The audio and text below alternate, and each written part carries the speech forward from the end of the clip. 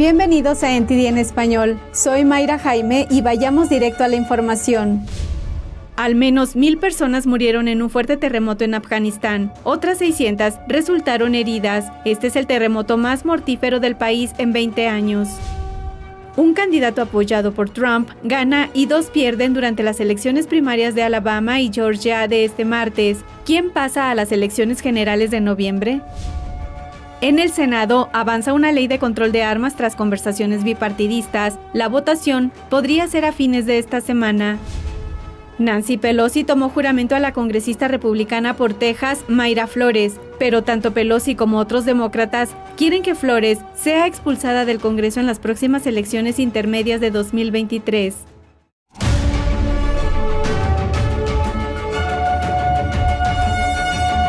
Nuevamente bienvenidos, gracias por acompañarnos y comenzamos. Esta madrugada un fuerte terremoto sacudió a Afganistán. Este ha sido el más mortífero en décadas, dejando a su paso al menos 1,000 personas muertas. Los esfuerzos de rescate para ayudar a los heridos ya está en marcha. Un fuerte terremoto sacudió a Afganistán en la madrugada del miércoles. Al menos 1,000 personas murieron y más de 600 resultaron heridas. Era medianoche cuando ocurrió el terremoto. Los niños y yo gritamos. Una de nuestras habitaciones quedó destruida. Nuestros vecinos gritaron y vimos las habitaciones de todos. Destruyó las casas de nuestros vecinos. Cuando llegamos había muchos muertos y heridos. Nos enviaron al hospital. También vi muchos cadáveres. Según el Servicio Geológico de Estados Unidos, la tragedia se produjo a unas 27 millas de la ciudad sudoriental de Khost, cerca de la frontera con Pakistán. La agencia situó la magnitud del terremoto en 5.9, pero el Centro Sismológico Europeo Mediterráneo dijo que es de 6.1. La organización dice que 100 millones de personas en Pakistán, Afganistán e India sintieron los temblores. Fue el terremoto más mortífero en Afganistán desde 2002. Las imágenes muestran casas y edificios reducidos a escombros. Se enviaron helicópteros para atender a los heridos y transportar por aire suministros médicos y alimentos. Las autoridades dicen que la mayoría de las muertes confirmadas se produjeron en la provincia oriental afgana de Paktika. El número de muertos podría seguir aumentando, ya que se está recibiendo más información de las aldeas remotas de las montañas. El líder de los talibanes ofreció sus condolencias. Pero para su régimen las operaciones de rescate podrían suponer un gran reto. Los talibanes tomaron el control del país el pasado mes de agosto. Desde entonces ha estado aislado de gran parte de la ayuda internacional debido a las sanciones. Según la Oficina de Coordinación de Asuntos Humanitarios de la ONU, Afganistán ha pedido a las agencias humanitarias que ayuden en las labores de auxilio. Katie Britt, candidata al Senado de Alabama, apoyada por Trump, ganó la segunda vuelta de las primarias. Y también están los resultados de la segunda vuelta de las primarias en Georgia y en Virginia. Tenemos más detalles sobre los resultados de las elecciones del martes.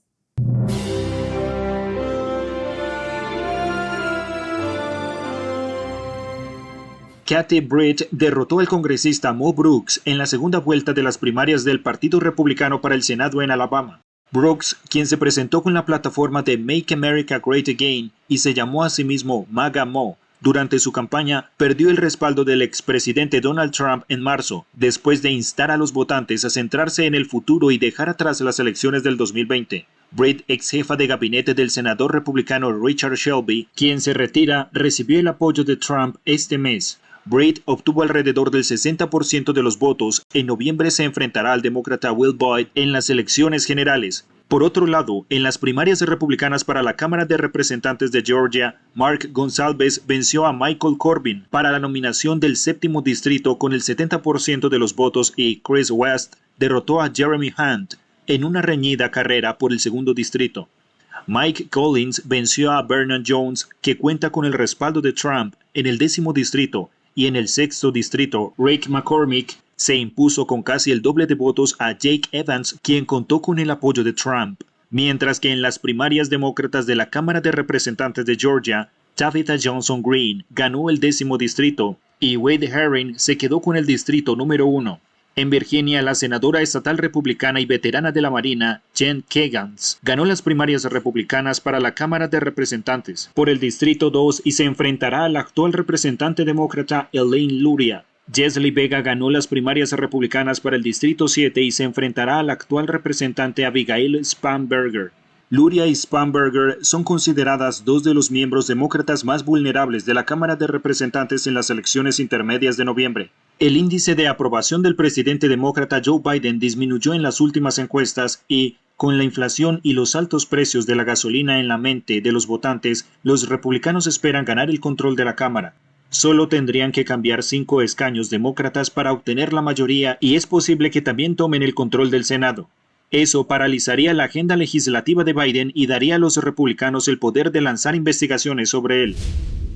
La congresista Mayra Flores es la primera republicana que representa al Distrito 34 de Texas en más de 100 años. La presidenta de la Cámara de Representantes, Nancy Pelosi, le tomó juramento el martes. Soy la orgullosa esposa de un agente de la patrulla fronteriza y una madre que lucha por un mejor futuro para nuestros niños. Quiero inspirar a cada niño que actualmente trabaja en el campo, fresas, cebollas, algodón, lo que sea. Quiero que sepas que puedes convertirte en un congresista o una congresista si trabajas duro. Flores también es la primera mujer nacida en México en ser elegida para el Congreso. Dice que pasó de trabajar en los campos de algodón a representar en el Congreso de Estados Unidos a la comunidad que ama. Flores posó para las fotos con la mano sobre una Biblia sostenida por su esposo, mientras la acompañaban sus 4 hijos y la presidenta de la Cámara de Representantes, Pelosi. Ambas mujeres sonreían y se dieron un breve apretón de manos. Flores fue elegida en una de las elecciones especiales para sustituir a un congresista demócrata que se fue a otro trabajo. Ocupará el cargo al menos hasta enero de 2023. Pelosi y otros demócratas quieren que Flores sea expulsada del Congreso en las próximas elecciones intermedias. El presidente del Comité de Campaña Demócrata del Congreso dijo que Flores apenas tendrá tiempo para preparar su escritorio antes de que los texanos del sur la manden de regreso. Pero Flores espera que el poder de la titularidad y la posibilidad real de un cambio importante en la afiliación partidista de los votantes le permita obtener otra victoria. Se reanudaron ayer las audiencias del comité del 6 de enero de la Cámara de Representantes. Se enfocaron en las acusaciones de que el expresidente Donald Trump presionó a los funcionarios de los estados en disputa para que rechazaran el conteo de votos. Durante la audiencia, el panel escuchó el testimonio público del secretario de Estado de Georgia, Brad Raffensperger. Raffensperger dijo que su oficina investigó la acusación de Trump de que casi 5,000 personas muertas votaron. Dijo que la cifra no era exacta y que únicamente votaron 4 personas muertas. Y también se alegó que más de 2,000 delincuentes votaron, pero la oficina del secretario de Estado encontró menos de 74 que aún tenían una condena por delito grave. Trump respondió al testimonio de Raffensperger en Truth Social.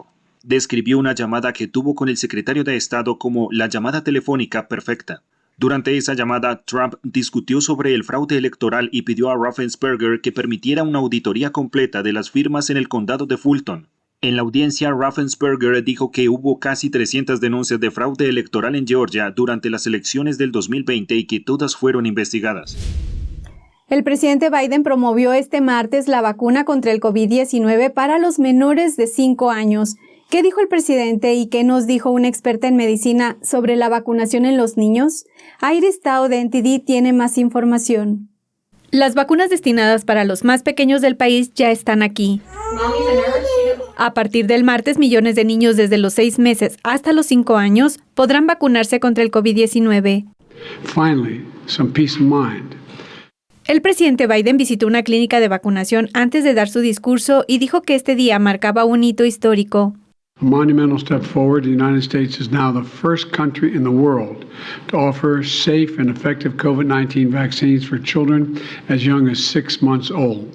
Durante el fin de semana, los CDC autorizaron la vacunación de unos 17 millones de niños menores de 5 años. Pero aunque aseguran que las vacunas son seguras, los funcionarios de la Casa Blanca reconocen que algunos padres siguen dudando. So we have work to do with our trusted messengers, pediatricians, healthcare providers, pharmacists across this country, and that hard work starts right now. Mientras tanto, Biden y la Casa Blanca dijeron que los padres pueden comenzar a programar citas para la vacunación en los hospitales infantiles, consultorios de pediatras y farmacias. Pero no todos están de acuerdo en que vacunar a los más pequeños sea una buena idea. As a mother and as a physician, these vaccines are truly all risk and no benefit. La doctora Kat Lindley dijo a NTD que la tasa de recuperación por COVID-19 en niños es extremadamente alta, pero que estas vacunas no tienen el respaldo de datos a largo plazo. We have no long-term safety data.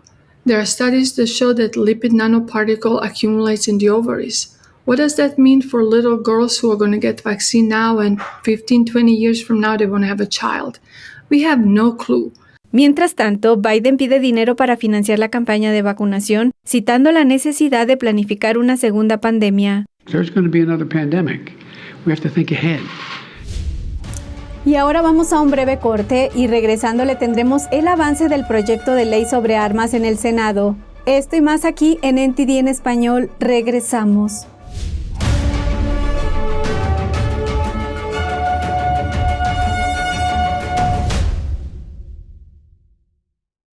Creo que informarse de verdad es más que solo conocer los hechos, es investigar, es buscar la verdad para ser libre. ¿Quieres saber más? ¿Quieres llegar a la fuente? Venga con nosotros al Descubierto, un programa donde no solo compartimos las noticias, sino que también vemos los hechos desde diferentes ángulos y de manera imparcial. Suscríbase gratuitamente a nuestro canal Al Descubierto y usted podrá tomar una decisión informada. Lo esperamos. La eterna belleza de la pintura realista al óleo. Magnífica, expresiva e inspiradora. El 6º concurso internacional de pintura figurativa de NTD, guiado por la pura autenticidad, belleza y bondad. Lo invita a unirse con nosotros en un viaje de retorno al arte tradicional. Premio de oro, $10,000. Para más detalles, visite oilpainting.ntdtv.com.es.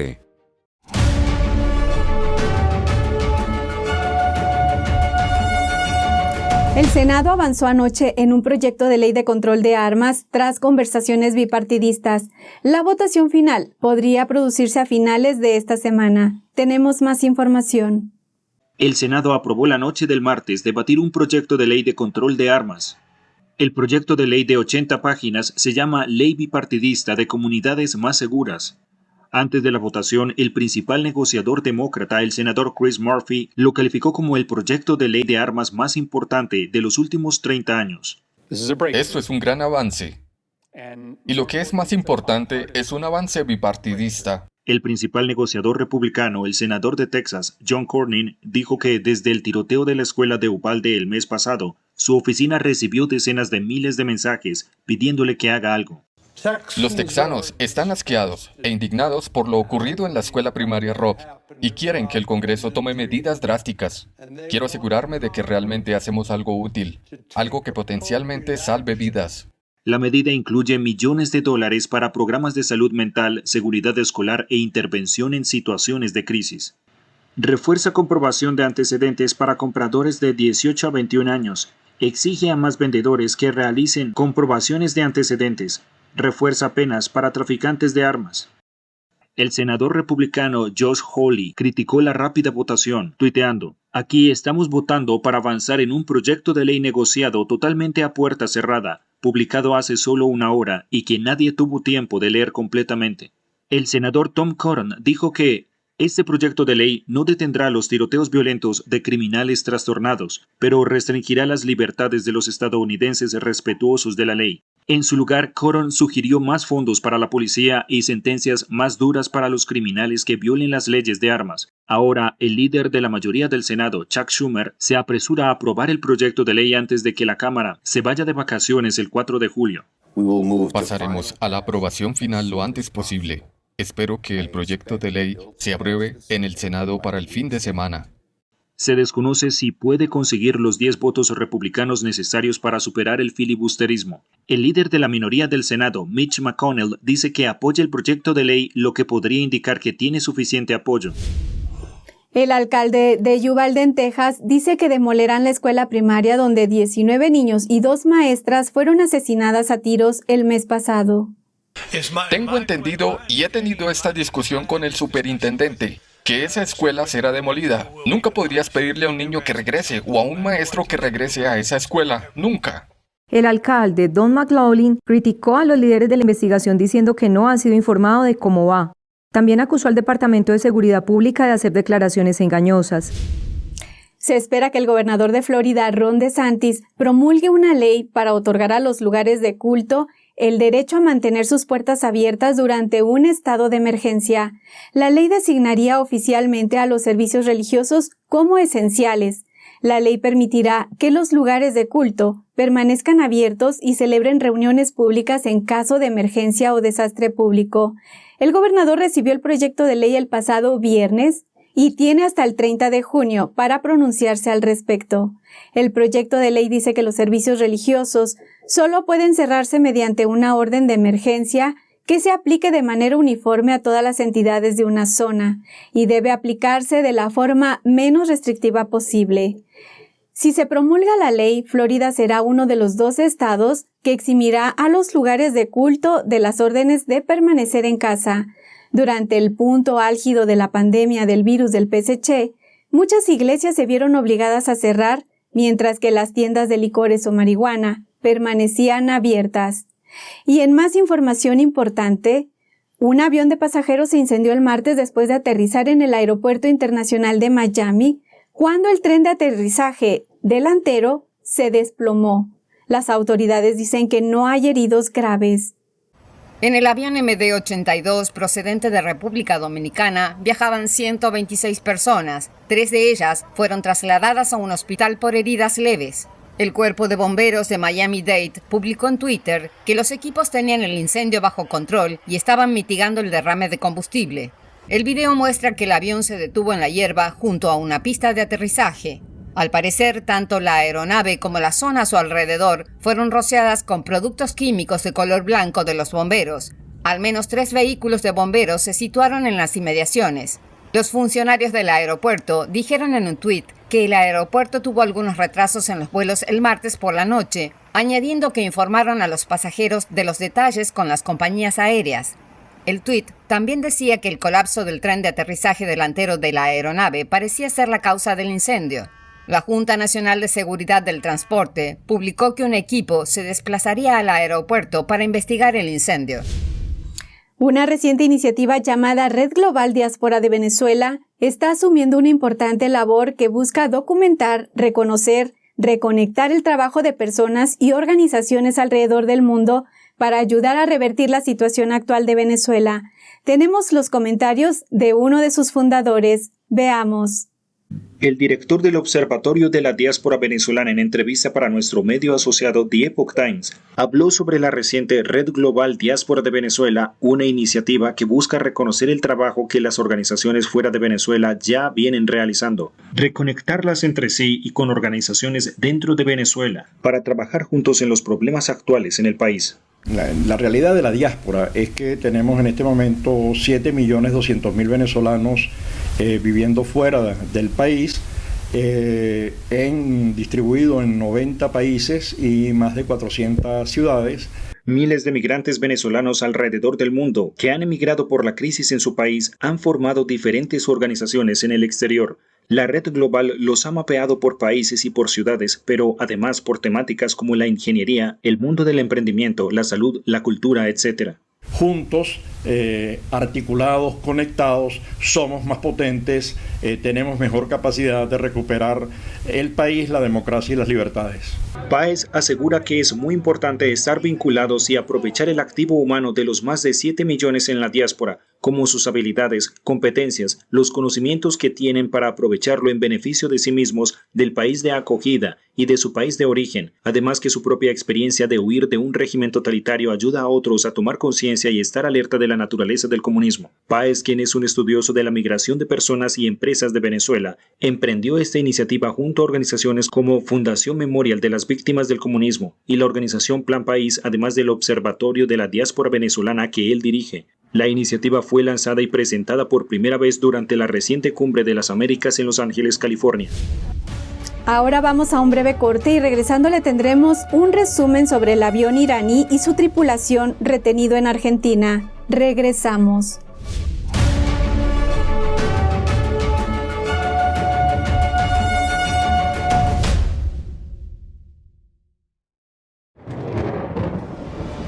Los expertos dicen que lo que pasa en China termina pasando en el resto del mundo.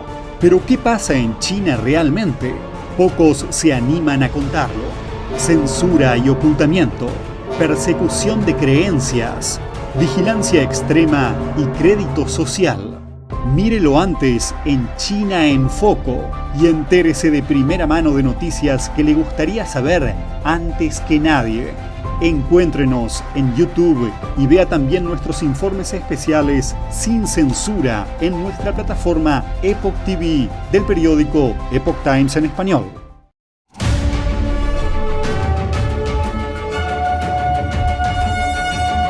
Ahora pasamos a las sospechas de sustracción de órganos en el hospital de Wuhan con Julián Bertone. Adelante, Julián.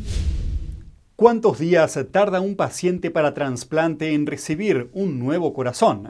En China la respuesta puede ser tan poco como 4 días.